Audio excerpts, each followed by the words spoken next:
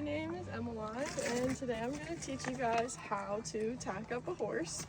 So here with me today, come here girl, I have the horse that I lease here at Stony Bee Acres in Bernardston.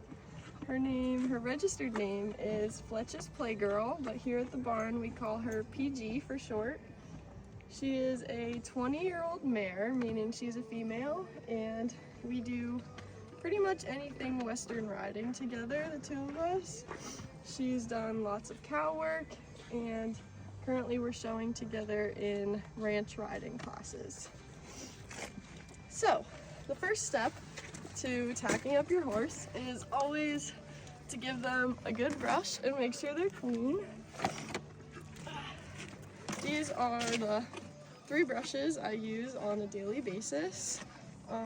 The first one is called a curry comb, and this one we use in circular motions just to work up any dirt, any dead fur or skin, anything that might be in her coat here.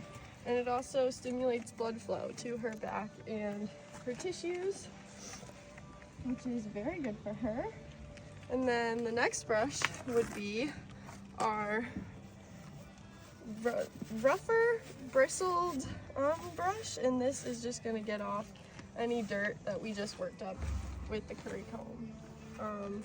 And last but not least, most importantly actually, is the hoof pick.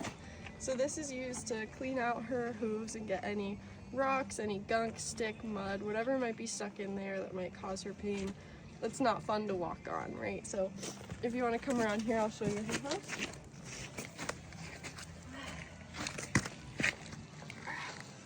So this is her hoof. This triangle piece right here, this piece of meat, I guess, is called the frog, and that is very sensitive. So we don't want to disturb and hurt that at all, and we're going to pick out in these grooves here and around here. She doesn't have much feeling in her hoof. That's made out of cartilage, just like your fingernails are. And this right here is a muscle, so we don't want to hurt that. I've already picked out her feet, so they're already pretty clean. And then the last brush I would use is just a softer bristled brush, and I would come up, just get any hay, any dirt that might be on her face here, make her look pretty. So that's it for brushes. And after brushes would be our tack. This here is all Western riding tack. You can do pretty much anything with any saddle, but there's lots of different kinds of saddles for any different thing you might do with your horse. First off, we have your saddle pad.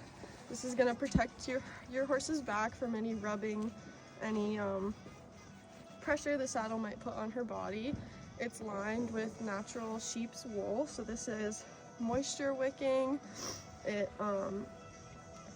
helps with temperature regulation, it protects her back. Natural sheep's wool is really good for that because it's great in the summer as it doesn't make her too hot, and it's great in the winter because any sweat she might accumulate under the saddle pad is going to get wicked away rather than staying on her body and potentially making her colder. So this wants to be placed kind of center on her back. We can use this piece of leather here in order to make sure it's even and centered. This bump on her back right here is a bone called her wither, and the saddle pad's going to get placed kind of right on top of it to protect the wither from the saddle, any rubbing or pressure that might be applied here. They come in all different colors and patterns, so you can have fun with your saddle pads. Next would be the saddle. So this is a Western riding saddle. A Western saddle is typically defined by the shape of the seat, the size of the pommel here, the fact that it has a horn on it, as well as these large fenders down here that your leg will sit on when riding. And then down at the bottom there, we've got our stirrup. This part right here, this is called the girth, and this is what secures the saddle to your horse. This is also made out of natural felt of wool fibers, which does all the same things that the wool saddle pad does, and this will evenly distribute the weight of your saddle on underneath your horse, as well as keep it from sliding side to side or forward and back while you're riding. This piece attaches to this right here, which is called a billet, and then will come underneath your horse, which I'll demonstrate later, and attach to this piece of leather here, which is called the latigo. So, when we put our saddle on, we want to make sure that our pad is even again, like I said before. And when we swing the saddle up and onto her back, we don't want to slam it down onto her back really hard because that's going to hurt, right? So we kind of swing it.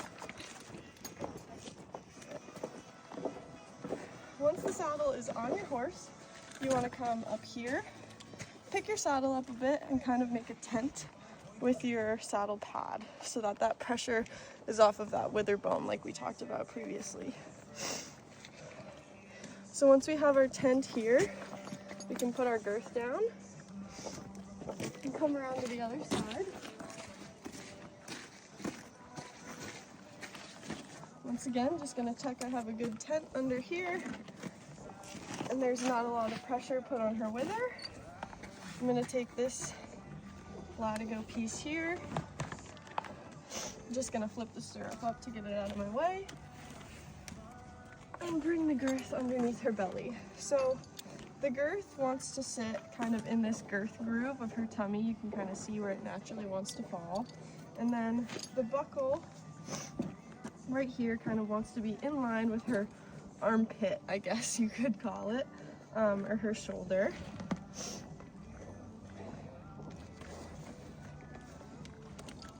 The latigo is going to feed through the back up through this D-ring right here in the saddle, and then back down through the D-ring on the latigo.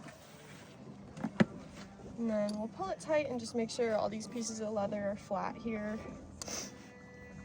And we like to cinch it up or pull it up slowly, because you don't want to yank on it tight as if you were putting a corset on or something. Your horse is not going to like that.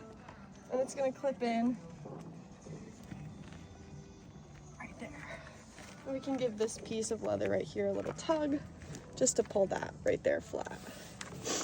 The latigo is kept up in this little keeper right here so that it's not flapping around, potentially risking your horse stepping on it or your girth falling off. And if that falls off, so will you.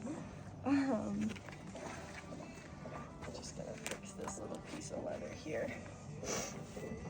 So lastly, we have our sport boots. These are very important because they support the tendons and ligaments in her feet from any pressure while riding. If she were to accidentally kick herself in the front with a back foot, these would protect her from that. When running and performing and doing strenuous maneuvers, this is what's going to protect her tendons from any pressure. Basically acts as shock absorption for when she's running very fast or slamming her hooves into the ground very hard because she's running up a hill or jumping over logs. When we put these on, they're gonna sit right here on her coffin bone and on the inside of her leg in here. You can't really see it, but if I were to flip it around, this protects her hock, which is this ankle bone joint right here. When we buckle them, we always want the Velcro to go towards the back so that when we're tightening it, it's putting pressure on the coffin bone in the front rather than the tendons in the back of her leg here.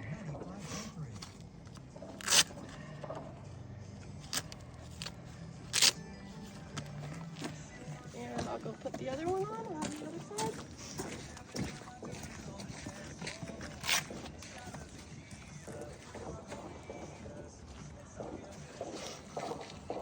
And once again, Velcro towards the back.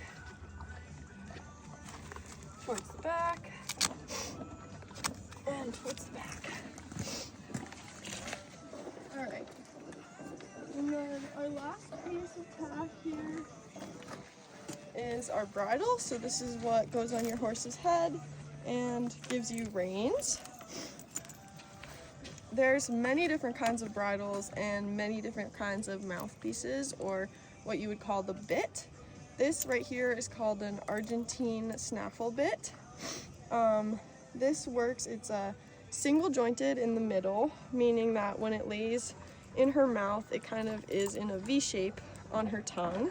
The single joint allows for the pressure to differentiate from side to side, meaning when I apply pressure on this rein, it is only going to affect that side of the bit. This part of the bit right here is called the shank. This determines the length of this, that determines how much pressure or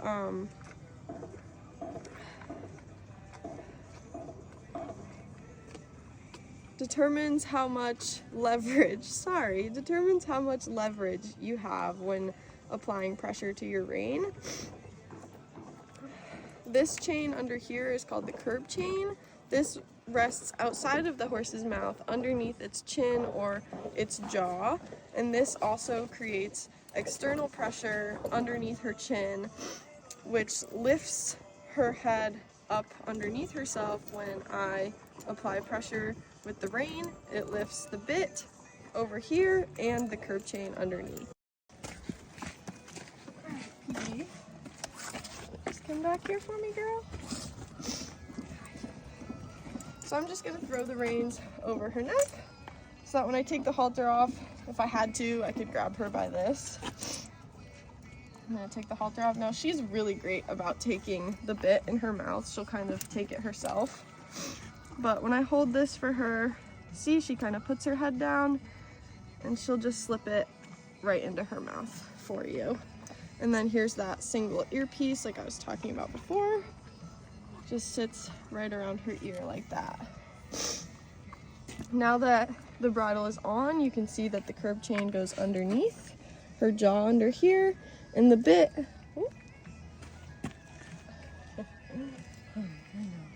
I know.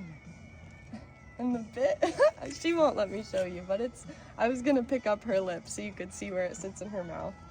Okay, B. She has her front teeth here, and then there's actually a gap in her teeth where the bit sits. So she actually has no teeth in this section of her face and has molars back here in her mouth. So it actually isn't on her teeth at all. It sits in that gap between her front teeth and her back molars. She does not like her teeth being touched, so she's very upset that I had to do that to her.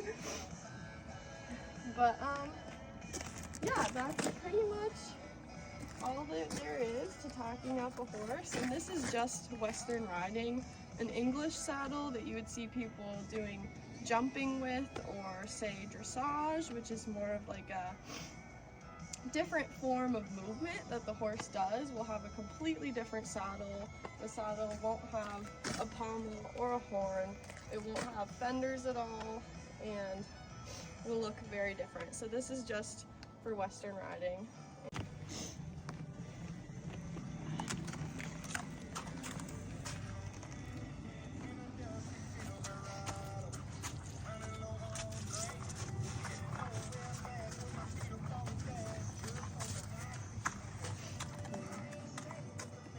So that's it. Thank you, PG, for putting up with me for this. And that's how you tack up a horse.